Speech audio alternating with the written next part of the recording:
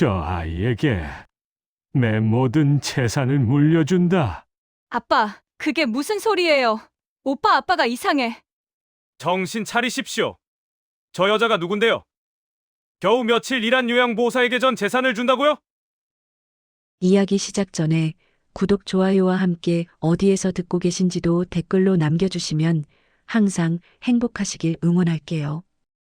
요양보호사 유지원이 강태수 회장의 자택으로 첫 출근을 하는 날 아침, 그녀는 작은 원룸에서 일찍 잠을 깼다. 거울 앞에 서서 단정하게 머리를 묶으며 가슴에 걸린 목걸이를 만지작거렸다.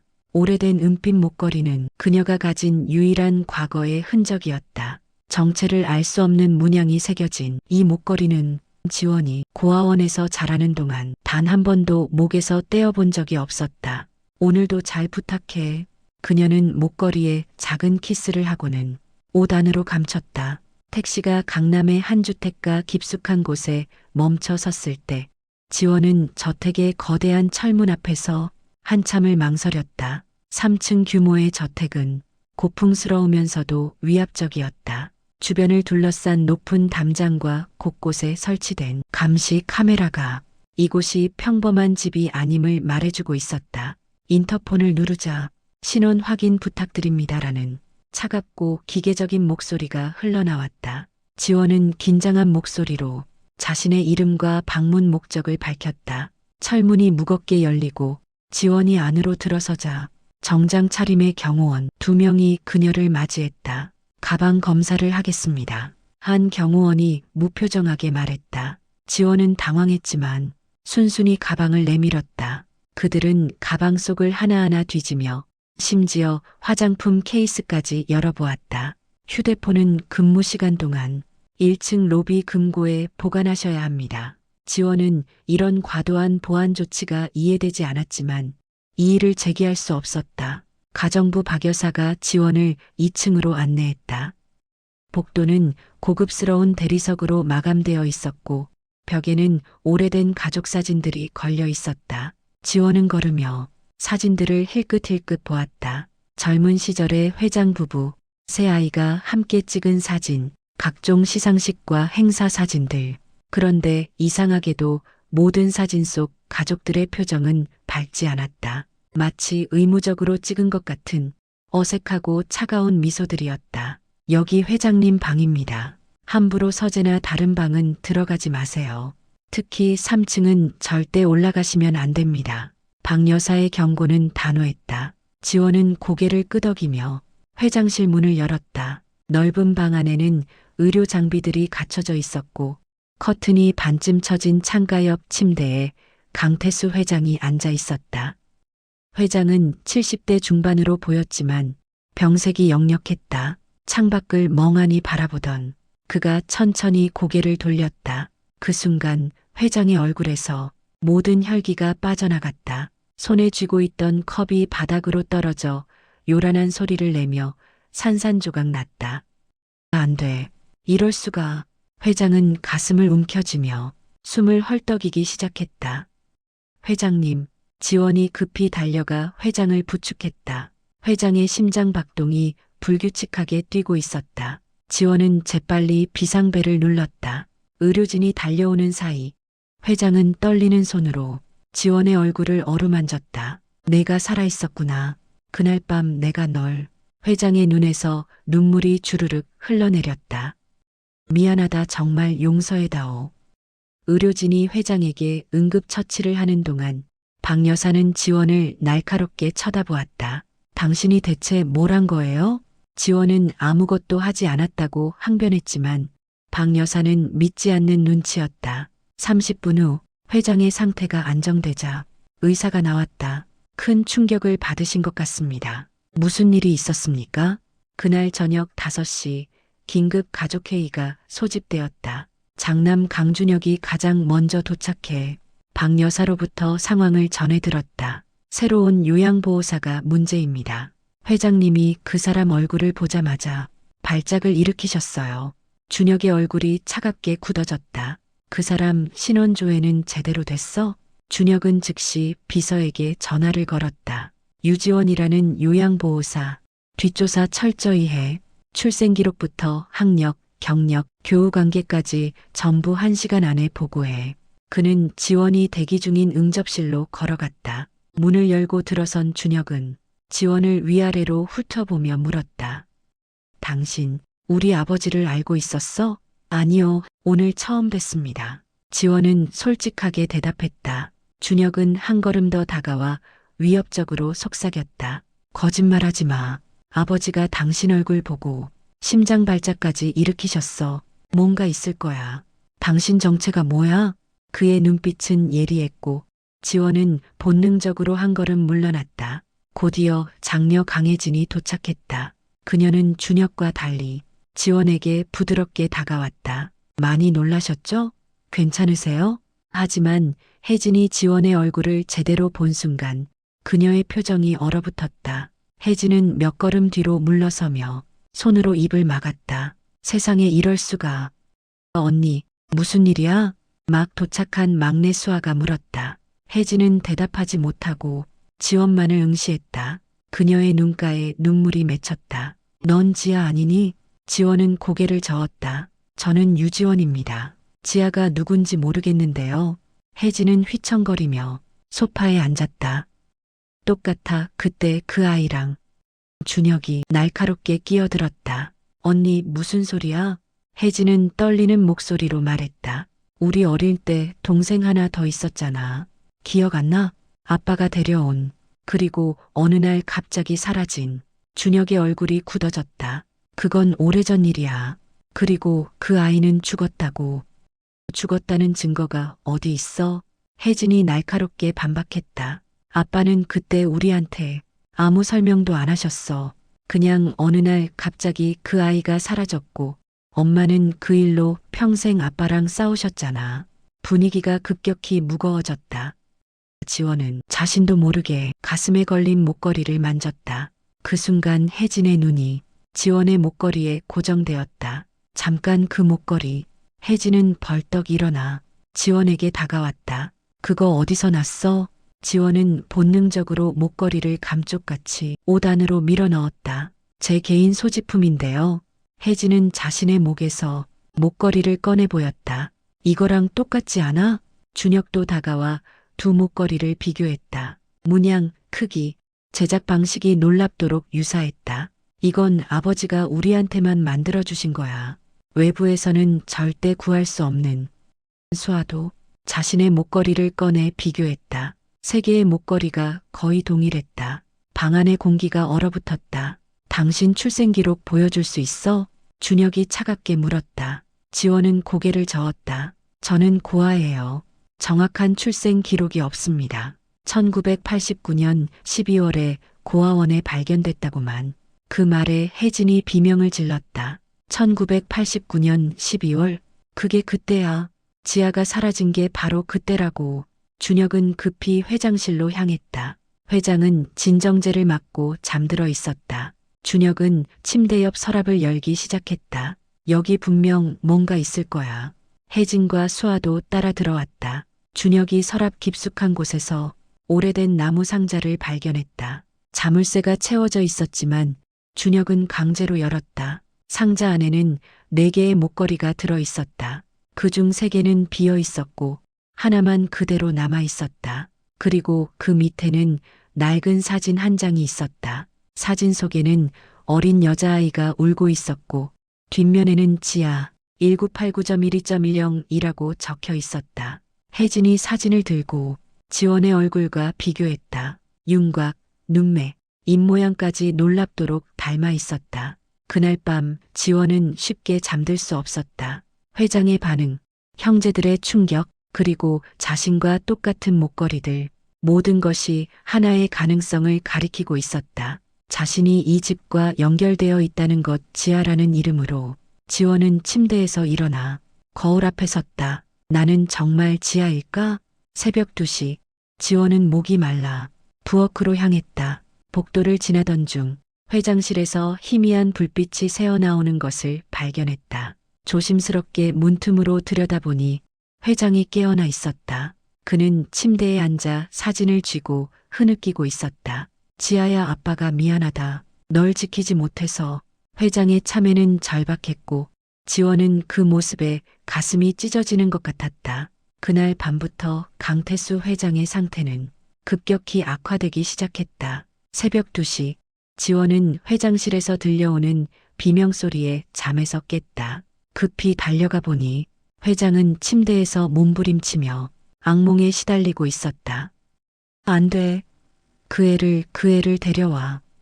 땀으로 범벅이 된 회장의 얼굴은 공포로 일그러져 있었다. 지원이 회장을 깨우자 그는 갑자기 지원의 손을 움켜쥐며 울먹였다. 지아야 미안해. 아빠가 널 지키지 못해서.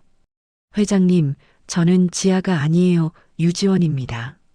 지원이 조심스럽게 말했지만 회장은 정신이 혼미한 상태에서 계속 지아라는 이름을 불렀다. 넌 살아있었구나. 그 추운 밤에 내가 널 찾았어야 했는데. 회장의 참회는 구체적이고 절박했다. 지원은 온몸에 소름이 돋았다. 지아 그 이름이 왜 이렇게 낯설지 않은 걸까? 다음 날 아침 준혁이 주치의를 대동하고 나타났다. 아버지 상태가 이렇게 불안정한데 진정제를 더 강하게 처방해 주세요. 의사는 난색을 표했다. 지금도 상당량을 투여하고 있습니다. 더 늘리면 의식이 거의 없어질 수 있습니다. 준혁은 차갑게 웃었다. 그게 낫겠군요. 아버지가 헛소리를 하시면 가족 모두가 곤란해집니다. 지원은 그 대화를 우연히 엿듣고 충격을 받았다. 준혁은 아버지를 진정시키는 게 아니라 입을 막으려는 것이었다. 그날 오후 준혁이 자리를 비운 사이 혜진이 지원을 조용히 불러냈다. 지원 씨, 물어볼 게 있어요. 당신 혹시 태어난 곳이 어디예요? 지원은 솔직하게 대답했다. 저는 고아원에서 자랐어요. 어디서 태어났는지는 모릅니다. 혜진의 얼굴이 창백해졌다. 고아원이요? 언제부터? 기록상으로는 1989년 12월부터라고 들었어요.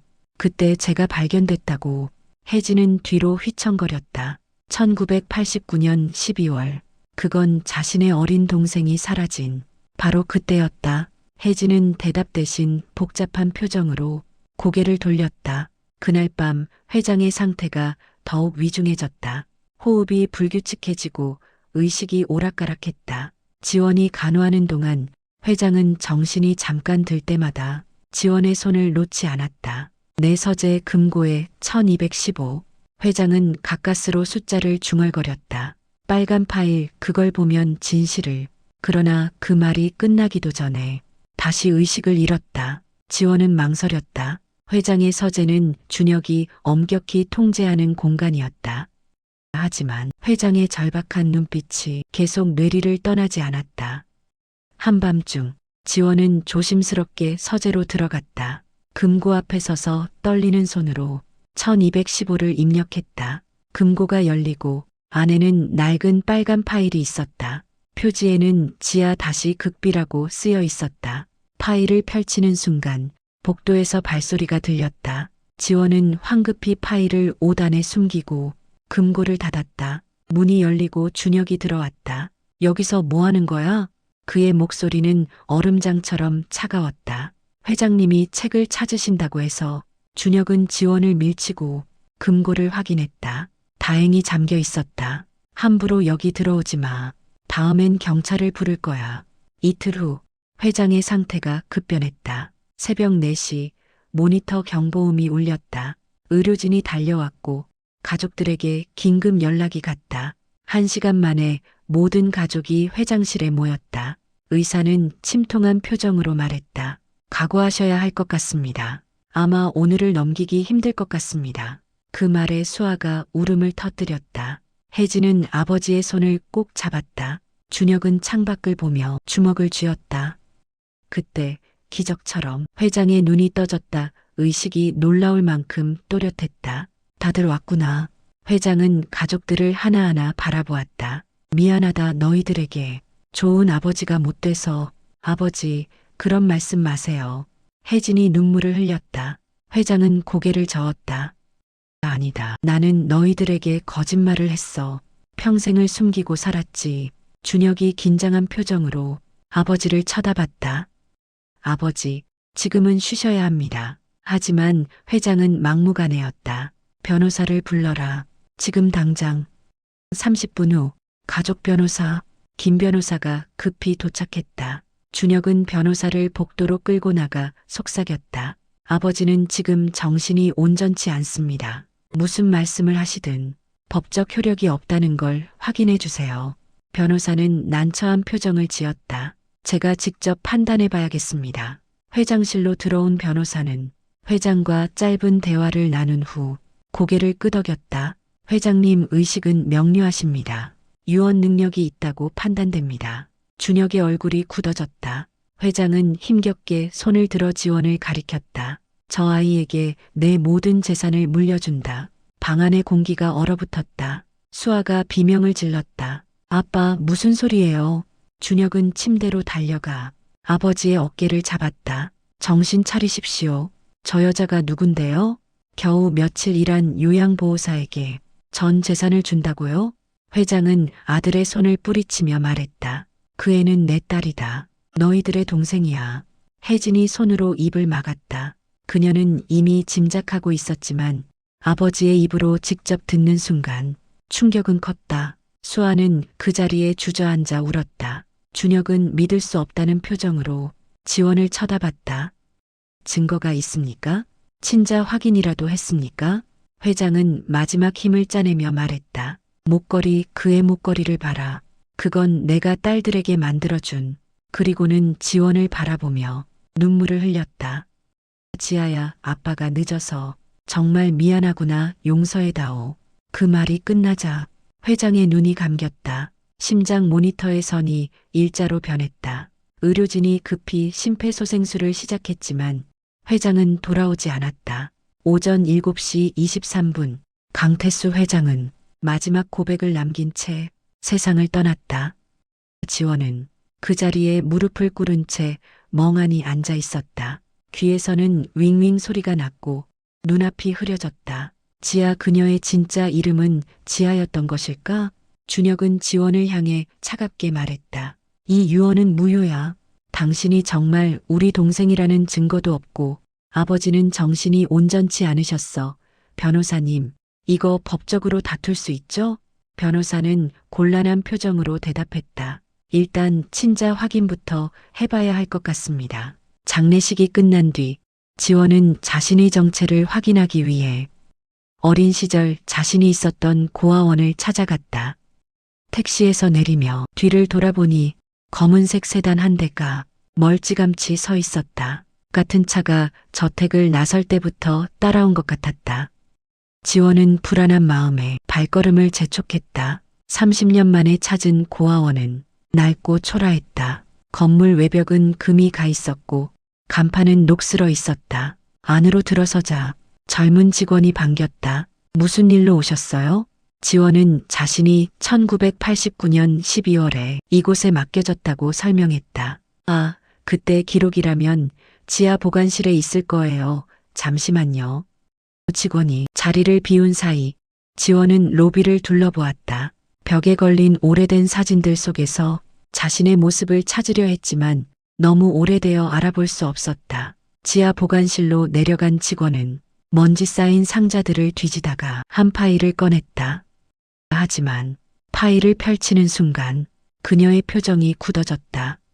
이상한데요. 페이지들이 찢어져 있어요. 지원이 급히 다가가 보니 1989년 12월 기록의 핵심 부분들이 깔끔하게 잘려나가 있었다. 남은 부분에는 유지원, 여아, 추정 나이 사세, 발견 장소 경기도 수원시 국도변이라고만 적혀 있었다. 이거 누가 일부러 뜯어낸 것 같은데요? 직원이 의아해했다. 지원의 등에 식은땀이 흘렀다. 누군가 의도적으로 기록을 훼손한 것이 분명했다. 혹시 당시 계셨던 분들 중 살아계신 분 없나요? 직원은 고개를 끄덕였다. 한 분 계세요. 김순자 할머니, 지금은 요양원에 계신데. 1시간 후 지원은 근처 요양원을 찾아갔다. 80대의 김순자 할머니는 기억력이 또렷했다. 그날 밤을 어떻게 잊겠어요. 눈보라가 몰아치는데 경찰이 아이를 안고 왔지. 겨우 4살쯤 돼 보이는 여자애가 온몸이 얼어붙어서는 할머니의 눈에 눈물이 고였다. 목에 은목걸이를 하고 있었어. 그걸 떼려고 하니까 미친 듯이 울어서 그냥 놔뒀지. 그런데 이상한 일이 있었어요. 할머니가 목소리를 낮췄다. 사고 현장 근처에서 고급 승용차가 목격됐다는 거야. 검은색 벤츠였다고 했어. 한 목격자가 경찰에 신고했는데 얼마 안 가서 그 진술이 쏙 빠졌더라고. 지원은 숨을 죽이고 들었다. 왜요? 할머니는 주위를 살피며 속삭였다. 그 목격자 며칠 후에 찾아온 사람들한테 협박을 당했대. 입 다물지 않으면 가족이 위험하다고. 지원은 그 목격자를 찾아내기로 결심했다. 당시 경찰 보고서를 입수하고 오래된 신문 기사를 뒤졌다. 이틀간의 추적 끝에 마침내 당시 목격자였던 박철수 씨를 찾아냈다. 60대가 된 그는 지원을 보자 두려움에 떨었다. 나는 아무것도 몰라요. 그날 밤 아무것도 못 봤어요. 제발요. 저는 그날 버려진 아이예요. 진실을 알아야 해요. 지원이 애원하자 박 씨는 한참을 망설이다. 입을 열었다. 그날 밤 나는 야간 근무를 마치고 집에 가던 중이었어요. 국도변에서 검은색 벤츠가 급정거하는 걸 봤죠. 차에서 정장 입은 남자가 내려서 뭔가를 눈 위에 내려놓고는 급히 차를 몰고 갔어요. 그는 손을 떨며 계속했다. 가까이 가보니 어린 여자애가 피를 흘리며 쓰러져 있었어요. 차 번호는 기억나세요? 박 씨는 주머니에서 낡은 수첩을 꺼냈다. 30년간 간직했어요. 언젠가 이 번호가 필요할 거라고 생각했죠. 수첩에는 차량 번호가 적혀 있었다. 지원은 그 번호로 차량 등록 정보를 조회했다. 소유주는 강태수 회장 비서실이었다. 지원의 손이 떨렸다. 이제 의심의 여지가 없었다. 바로 그때 낡은 벤츠 한 대가 지원 앞에 급정거했다. 차에서 내린 사람은 이성민, 강태수 회장의 전 비서실장이었다. 그는 지원을 보자 깊은 한숨을 내쉬었다. 당신이 살아있었군요. 끝까지 그의 목소리는 지쳐 있었다. 지원은 그를 똑바로 바라보며 물었다. 그날 밤 무슨 일이 있었습니까? 왜 저를 버렸죠? 이성민의 얼굴에는 깊은 죄책감이 서려 있었다. 그 과거는 파헤치지 않는 게 좋습니다. 당신을 위해서도 모두를 위해서도. 지원은 물러서지 않았다. 저는 알 권리가 있어요. 저를 눈밭에 버린 게 당신이죠? 이성민은 고개를 숙였다. 저는 명령을 따랐을 뿐입니다. 회장님은 그날의 일을 평생 후회하셨어요. 명령이요? 누구 명령이요? 회장님이 저를 버리라고 했단 말입니까? 이성민은 대답하지 않고 차를 향해 걸어갔다. 지원이 그의 팔을 붙잡았다. 대답하세요. 이성민은 지원의 손을 뿌리치며 경고했다. 더 캐지 마세요. 당신이 아는 게 많아질수록 위험해집니다. 강 회장 자녀들이 가만히 있지 않을 겁니다. 그는 차를 몰고 떠나버렸다. 그날 밤 지원은 재벌가 분가로 돌아갔다. 저택은 어둡고 조용했다. 준혁과 형제들은 법무법인과 회의 중이라 자리에 없었다. 지원은 이 기회를 놓칠 수 없다고 판단했다. 회장의 서재로 들어가 은밀하게 문서를 뒤지기 시작했다. 서랍마다 회사 관련 서류들이 가득했지만 개인적인 기록은 보이지 않았다. 서재 한쪽에는 오래된 캐비닛이 있었다. 자물쇠가 채워져 있었지만 지원은 헤어핀으로 간신히 열었다. 안에는 먼지 쌓인 오래된 파일들이 보관되어 있었다. 그중 1989- 개인 기록이라고 쓰인 파일을 꺼냈다. 파일을 펼치는 순간 지원의 숨이 멎었다. 30년 전 12월 15일자 일지가 있었다. 지아를 친모에게 돌려보내기로 결정. 이성민 비서에게 지시. 이 일은 절대 외부에 알려져서는 안 된다. 더 뒤지자 사고 현장 사진까지 발견했다. 눈 덮인 도로, 넘어진 어린아이, 그리고 멀리 보이는 차량. 지원은 사진을 보며 온몸이 얼어붙는 것을 느꼈다. 이것이 자신이었다. 그날 밤 자신은 죽을 뻔했던 것이다. 갑자기 서재 문이 벙 열리며 불이 켜졌다. 준혁이 서 있었다. 그의 얼굴은 분노로 일그러져 있었다. 감히 여기서 뭐 하는 거야? 그는 지원에게서 파일을 빼앗으며 소리쳤다. 이게 내가 할 짓이야? 몰래 들어와서 우리 가족 사생활을 뒤지고. 지원은 눈물을 참으며 맞섰다. 이건 제 이야기이기도 해요. 저도 알 권리가 있어요. 준혁은 파일을 집어던지며 위협했다. 권리? 넌 아무 권리도 없어. DNA 검사 결과도 아직 안 나왔고 설령 나온다 해도 넌 이 집에서 한 푼도 가져갈 수 없을 거야. 그는 지원의 팔을 거칠게 잡았다. 당장 나가. 내가 여기 있는 게 역겨워. 혜진이 복도에서 소리를 듣고 달려왔다. 오빠 그만해. 그녀는 준혁을 말렸다. 지원이가 진실을 알고 싶어 하는 게 당연하잖아. 우리도 알아야 해. 아버지가 그날 밤 정확히 무슨 일을 하셨는지. 준혁은 혜진을 밀쳤다. 닥쳐. 넌 항상 감상적이야. 이건 우리 가족의 명예가 걸린 문제라고. 바로 그때 저택 밖에서 카메라 플래시가 터졌다. 누군가 언론에 제보를 한 것이었다. 기자들이 철문 앞에 몰려들었다. 강태수 회장 숨겨진 딸. 30년 만에 진실 밝혀지나. 재벌가 유산 상속 전쟁 본격화. 헤드라인이 실시간으로 터져나왔다. 준혁은 창밖을 보며 이를 갈았다. 이게 다 내 짓이지? 언론에 흘린 거지? 아니에요. 전 아무한테도 말 안 했어요. 지원이 부인했지만 준혁은 믿지 않았다. 경호원들이 저택 주변을 봉쇄했고 변호사가 긴급 소집되었다. 혼란 속에서 지원은 자신의 방으로 피신했다. 침대에 앉아 오늘 발견한 모든 증거를 정리했다. 목걸이, 고아원 기록, 목격자 증언, 차량 번호, 회장의 일지, 사고 현장 사진 모든 퍼즐이 하나로 맞춰지고 있었다. 그때 방문이 조용히 열리며 수아가 들어왔다. 언니나 좀 도와줄래? 그녀는 USB를 내밀었다. 이거 아빠 컴퓨터에서 찾은 건데 30년 전 녹음 파일이 들어있어. 들어봐. 지원은 떨리는 손으로 USB를 받았다. 이 안에 모든 진실이 담겨 있을지도 몰랐다. 창밖으로 눈이 내리기 시작했다. 마치 30년 전 그날 밤처럼 지원은 떨리는 손으로 USB를 노트북에 꽂았다. 수아는 긴장한 얼굴로 옆에 앉았다. 이거 아빠 서재 금고 깊숙한 곳에 숨겨져 있었어. 오빠도 몰라. 파일이 재생되자 30년 전의 목소리가 흘러나왔다. 회장의 목소리였다. 이성민, 아이를 친모에게 데려다줘. 조용히 아무도 모르게. 그 다음 들린 것은 이성민의 떨리는 목소리였다. 회장님, 부인께서 알게 되시면. 알면 안 돼. 절대로 이 아이 때문에 집안이 무너질 순 없어.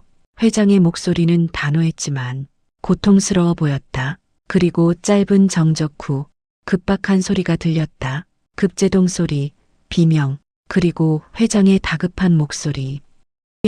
아이가 차 밖으로. 이성민, 119 불러. 녹음은 거기서 끊겼다. 지원과 수아는 충격에 빠져 서로를 바라봤다. 그럼 아빠는 언니를 버리려던 게 아니었어? 수아가 울먹였다. 지원은 손으로 입을 막았다. 그날 밤 회장은 자신을 버리려 한 게 아니었다. 사고가 난 것이었다. 그런데 이성민은 왜 자신을 그냥 두고 갔을까? 바로 그때 문이 거칠게 열리며 준혁이 들어왔다. 수아, 내가 뭘 한 거야? 그는 노트북을 빼앗으려 했지만 지원이 재빨리 USB를 뽑아 감췄다. 이게 증거예요.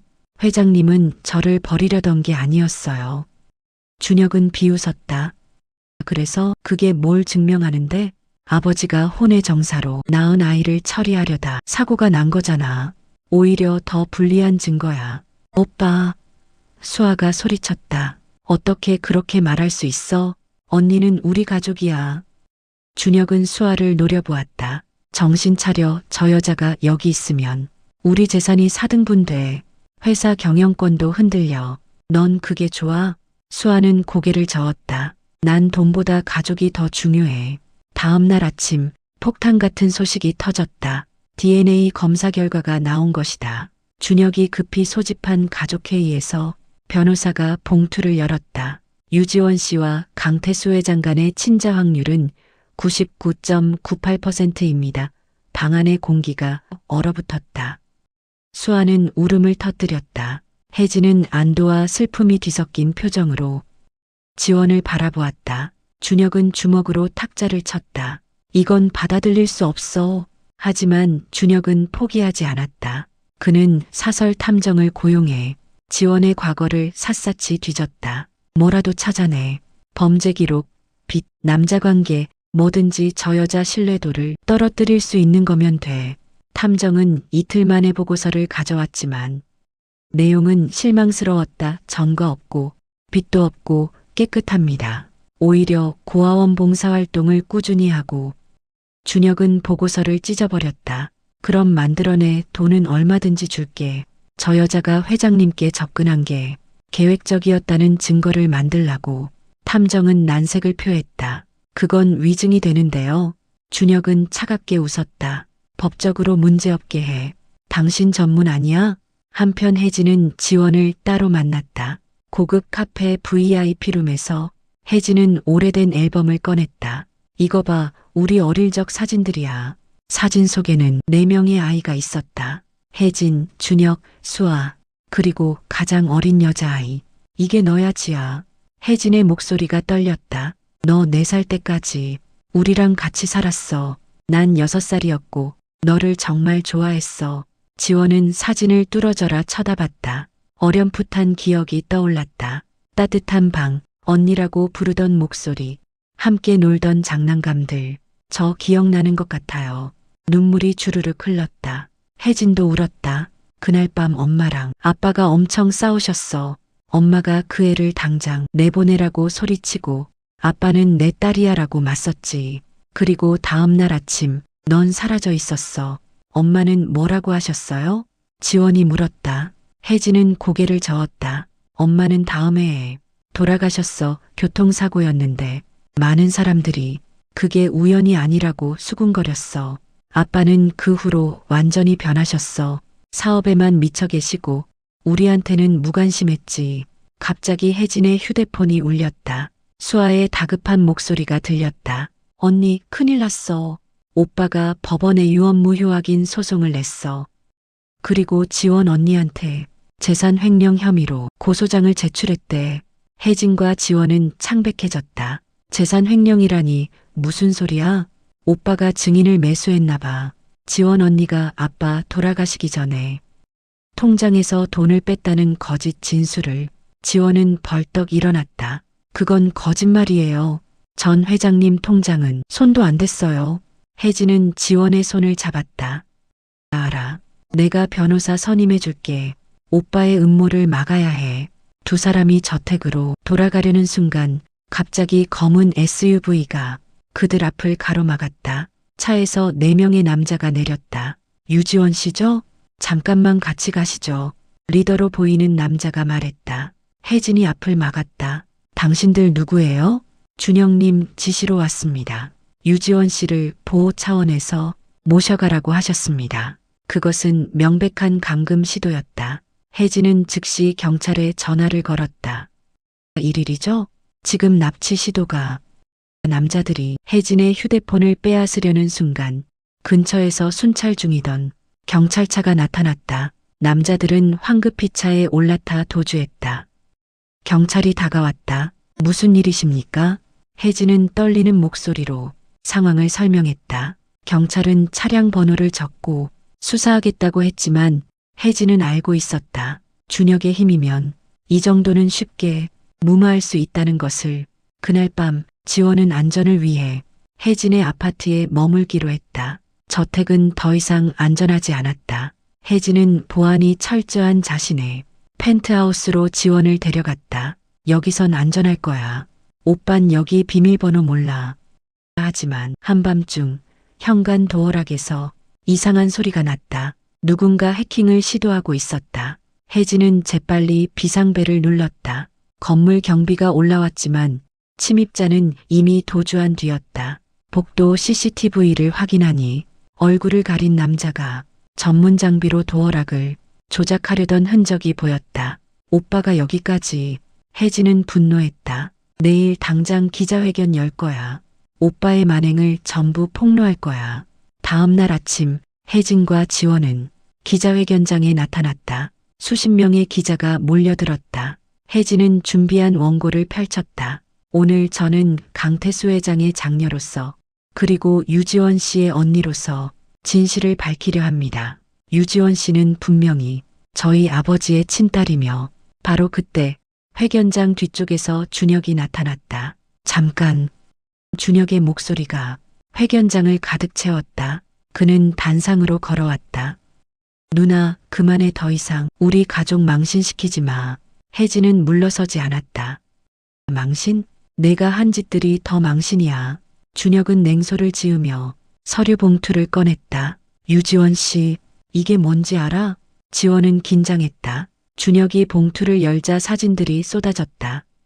지원이 회장의 서재를 뒤지는 사진, 금고를 여는 사진, 문서를 빼돌리는 사진, 모두 조작된 것이었지만 자연스러워 보였다. 이 사람은 처음부터 계획적으로 접근했습니다. 아버지의 재산을 노리고 기자들이 웅성거렸다. 지원은 벌떡 일어나 소리쳤다. 거짓말이에요. 그건 조작된 사진이에요. 하지만 준혁은 계속했다. 그리고 이건 유지원 씨가 고아원 시절 사기 전과가 있는 남자와 교제했다는 증거입니다. 또 다른 조작된 사진들이 공개되었다. 혜진은 분노로 떨었다. 오빠, 어떻게 이럴 수가 있어? 바로 그때 회견장 문이 열리며 이성민이 들어왔다. 그의 손에는 낡은 테이프가 들려 있었다. 제가 진실을 말씀드리겠습니다. 모든 이의 시선이 그에게 집중되었다. 준혁의 얼굴이 굳어졌다. 이성민은 마이크 앞에 서서 떨리는 목소리로 말했다. 30년 전 그날 밤 사고 후 아이를 버린 건 저였습니다. 회장님 명령이 아니었어요. 회견장이 술렁거렸다. 이성민은 테이프를 재생했다. 그것은 녹음의 나머지 부분이었다. 사고 후 회장의 다급한 목소리. 아이 상태가 어때? 119 왔어? 그리고 이성민의 떨리는 대답. 회장님, 아이를 그냥 두고 가겠습니다. 스캔들이 터지면. 안 돼. 당장 돌아가. 죄송합니다. 이미 떠났습니다. 녹음은 회장이 절규하는 소리로 끝났다. 이성민은 고개를 숙였다. 회장님은 평생 그 아이를 찾으셨습니다. 죄책감에 시달리시며 준혁은 창백해졌다. 기자들의 카메라가 일제히 그를 향했다. 혜진은 지원을 끌어안았다. 이제 다 끝났어. 진실이 밝혀졌어. 기자회견 이후 이성민은 경찰 조사를 받기 위해 자진 출두했다. 하지만 그 전에 그는 모든 가족이 모인 자리에서 완전한 진실을 털어놓기로 했다. 저택 거실에 모인 준혁, 혜진, 수아, 그리고 지원, 이성민은 30년간 짊어진 짐을 내려놓을 준비가 되어 있었다. 1989년 12월 15일 회장님은 외도 관계에서 태어난 딸을 데리고 저택에 오셨습니다. 이성민의 목소리는 떨렸다. 부인께서는 격분하셨죠. 집안은 난장판이 되었고 회장님은 결국 아이를 친모에게 돌려보내기로 결정하셨습니다. 제가 그 임무를 맡았습니다. 이성민은 잠시 숨을 고르고 계속했다. 차를 몰고 가던 중 갑자기 길이 얼어붙어 있었습니다. 급브레이크를 밟았지만 차가 미끄러졌고 그의 목소리가 깨졌다. 뒷좌석 문이 열리면서 지하양이 도로로 튕겨나갔습니다. 회장님은 머리를 부딪혀 의식을 잃으셨고 저는 완전히 패닉 상태였습니다. 왜 아이를 그냥 두고 간 겁니까? 준혁이 차갑게 물었다. 이성민은 눈물을 흘리며 대답했다. 저는 겁이 났습니다. 회장님의 혼외 자식이 사고로 다쳤다는 게 알려지면 회사가 무너질 거라고 생각했습니다. 그리고 솔직히 제 자리도 잃을까봐 두려웠습니다. 그는 무릎을 꿇었다. 저는 살아있는 아이를 눈밭에 버렸습니다. 용서받을 수 없는 죄를 지었습니다. 지원은 온몸이 떨렸다. 분노, 슬픔, 허탈함이 뒤엉켰다. 이성민이 계속 말했다. 회장님은 병원에서 깨어나자마자 아이를 찾으러 돌아가셨습니다. 하지만 이미 구급차가 아이를 데려간 뒤였고 어느 병원인지 어느 고아원인지 알 수 없었습니다. 회장님은 사람을 풀어 30년간 아이를 찾으셨습니다. 그럼 아버지는 정말로 혜진이 울먹였다. 평생 찾으셨던 거예요? 이성민은 고개를 끄덕였다. 매년 12월 15일이 되면 회장님은 하루 종일 방에 틀어박혀 우셨습니다. 제게는 내 죄도 내 죄다. 내가 책임진다고 하셨지만 스스로를 용서하지 못하셨죠. 그러다 유지원 씨를 만난 순간 회장님은 바로 알아보셨습니다. 그 아이 지아라는 걸. 지원은 회장의 마지막 표정을 떠올렸다. 그 두려움 섞인 눈빛, 떨리는 손, 그리고 끝없이 반복하던 사죄.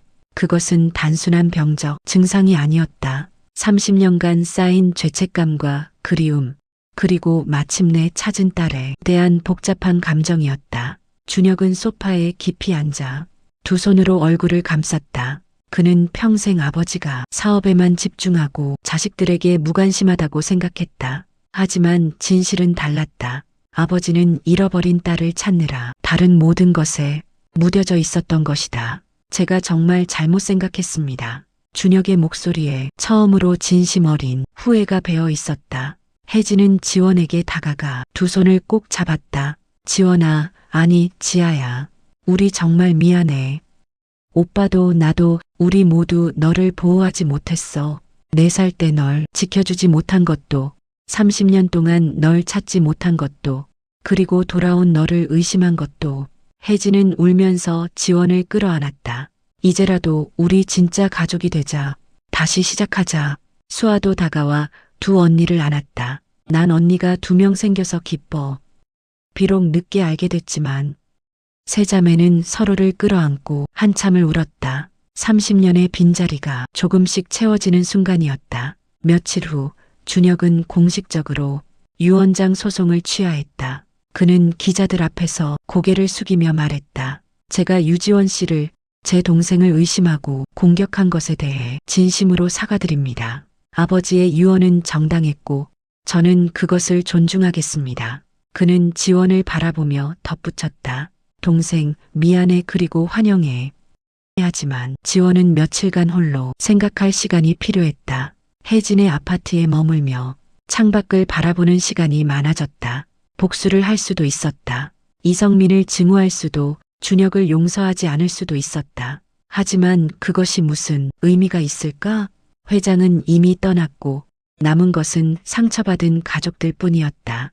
일주일 후 지원은 모든 가족을 불러 모았다. 그녀의 손에는 유언장이 들려 있었다. 전 아버지의 유산을 전부 받을 수 없어요. 준혁이 놀라 입을 열었지만 지원은 손을 들어 제지했다. 대신 제안이 있어요. 유산의 일부로 지하재단을 만들고 싶어요. 고아들과 가족을 잃은 아이들을 돕는 재단이요. 혜진의 눈에 눈물이 고였다. 그래, 좋은 생각이야. 아버지도 그걸 원하셨을 거야. 지원은 계속했다. 그리고 나머지 재산은 원래대로 세 분이 나눠 가지세요. 전 이미 충분히 받았어요. 제가 버려진 게 아니었다는 것, 아버지가 저를 평생 찾아 헤맸다는 것을 알게 된 것만으로도. 준혁이 고개를 저었다. 안 돼. 그건 내 권리야. 아버지가 내게 주고 싶어 하신 거야. 지원은 미소 지었다. 권리보다 중요한 게 있어요. 가족이요. 저는 30년 만에 가족을 찾았어요. 그것만으로도 충분해요.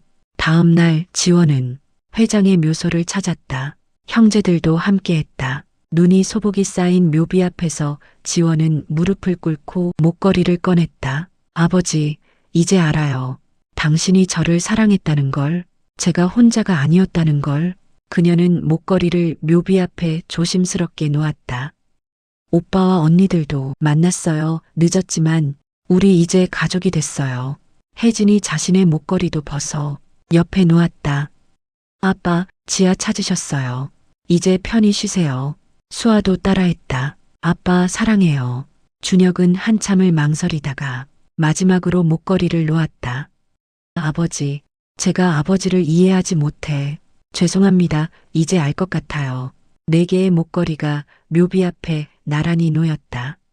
30년 만에 완성된 가족의 상징이었다. 4사람은 서로의 손을 잡고 묘소 앞에 섰다. 눈이 흩날리기 시작했다.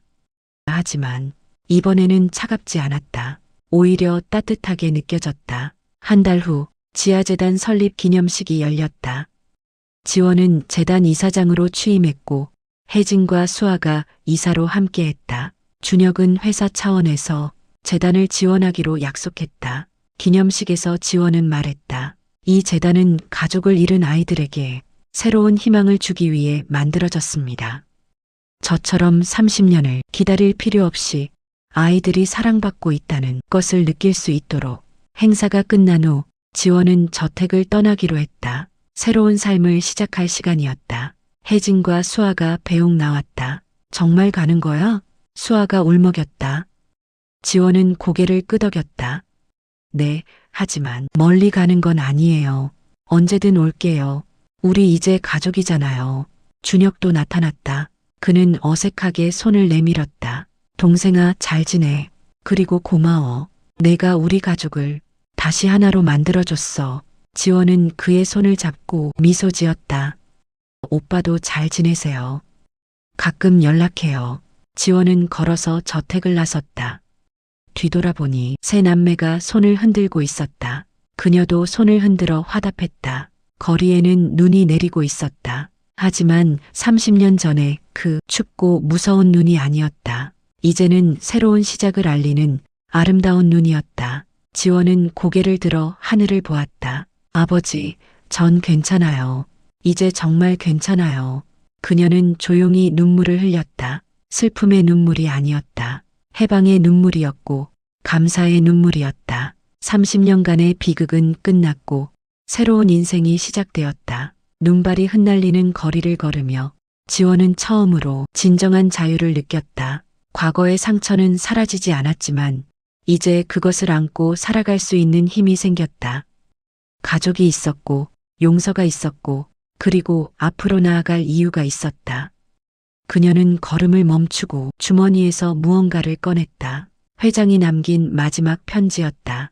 장례식 후 변호사가 전달한 것이었다. 지원은 편지를 펼쳤다. 지아에게 이 편지를 읽고 있다면 내가 결국 너를 찾았다는 뜻이겠구나. 미안하다, 정말 미안하다. 하지만 알아다오. 아빠는 너를 한 번도 잊은 적이 없어. 행복하거라. 그것이 아빠의 마지막 소원이다. 지원은 편지를 가슴에 꼭 안았다. 저도 사랑해요, 아빠. 그녀는 다시 걷기 시작했다. 앞으로, 그리고 앞으로. 재미있게 들으셨다면 구독과 좋아요는 사랑입니다.